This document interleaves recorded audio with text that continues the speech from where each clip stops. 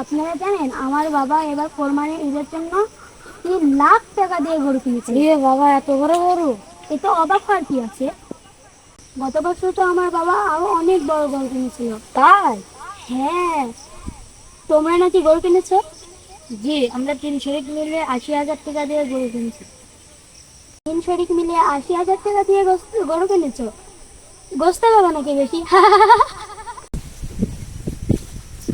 আস্তাগফিরুল্লাহ, আস্তাগফিরুল্লাহ। তোমরা কি নিয়ে আলোচনা করছিল? তোমরা কি কুরবানি এই জন্য দিবে নাকি যে কে কত বড় গরু কিনছে, কে কত ছোট গরু কিনছে? কুরবানি তো এই নিয়ে তো দিবে না। আল্লাহ তাআলা বলেছেন, লা ইয়ানালুল্লাহু লুহুমুহা ওয়ালা দিমারুহা ওয়ালাকিন ইয়ানালুহুত তাকওয়া মিনকুম। আল্লাহ তাআলা বলেন, আমার দরবারে রক্ত, গোশত কিছুই পৌঁছায় না।